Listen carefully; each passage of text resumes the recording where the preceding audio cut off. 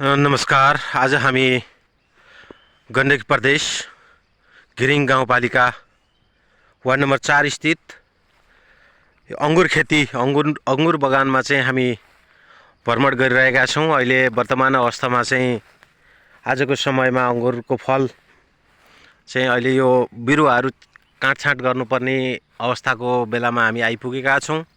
यो घिरिङ गाउँपालिकाको चारैपट्टि जङ्गलले घेरेको ठाउँ। यहाँ करिबन 70 रोपनी जग्गामा चाहिँ यहाँ अङ्गुर खेती गरिएको रहेछ। यहाँबाट चाहिँ अङ्गुर उत्पादन गरेर अहिले चाहिँ यहाँ यी अङ्गुर उत्पादन गरेर यसलाई चाहिँ वाइन बनाएर चाहिँ वाइन सप्लाई भइरहेको छ भन्ने कुरा चाहिँ हामीले जानकारी पाएका छौँ।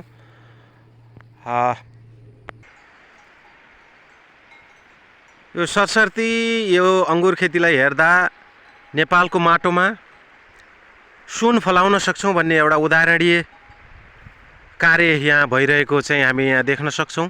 अहिले सिजनको बेला अफ सिजनको बेला भए पनि हामी चाहिँ यस ठाउँमा अवलोकन गर्नको लागि तपाईहरुमाझ यी दृश्यहरू प्रस्तुत गर्नको लागि हामी यहाँ उपस्थित भएका छौँ।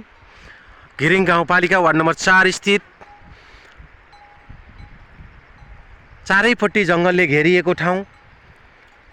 यहाँ लगभग 70 रोपनीमा चाहिँ यहाँ अङ्गुर खेतीको कार्य भइरहेको यहाँहरूलाई जानकारी गराउन चाहन्छौँ।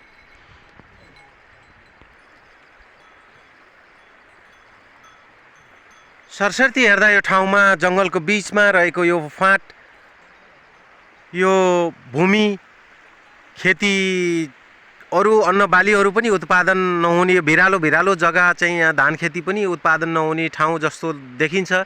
यसमा चाहिँ अङ्गुर खेती लगाएर प्रशस्त रूपमा चाहिँ आम्दानी गरिरहनु भएको यहाँको सञ्चालक बताउनुहुन्छ। तपाईहरुलाई यस्ता अनेकन भिडियोहरू हामी तपाईहरुमाझ पस्किने छौँ। यस युट्युब च्यानललाई सब्स्क्राइब गर्न नभुल्नुहोला। लाइक कमेन्टले अरू थप भिडियोको लागि हौसला थप्नेछ। लाइक कमेन्ट गर्न नभुल्नुहोला। गरे के हुन्न भन्ने सन्देश यसबाट हामी धेरै सिक्न सक्छौँ।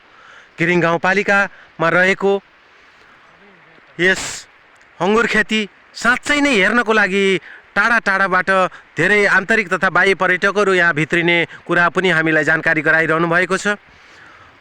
साँच्चै नै मनमोहक यो दृश्यले यो ठाउँ यो परिस्थिति नेपालकै भूमिमा पनि हामी केही न केही गर्न सक्छौँ भन्ने एउटा ऊर्जा यहाँ उत्पन्न हुन्छ जस्तो मलाई लाग्छ। यस्ता उल्लेखनीय काम यो उदाहरणीय कामको लागि नेपाल सरकारले पनि केही न केही सहयोग पक्कै पनि गर्नेछ भन्ने अपेक्षाका साथ यस्ता अनेकन भिडियोको लागि तपाईहरुले हामीलाई सम्झनु हुनेछ भन्ने पूर्ण विश्वासका साथ यो भिडियो तपाईहरुमाझ पस्किरहेको छु। धन्यवाद।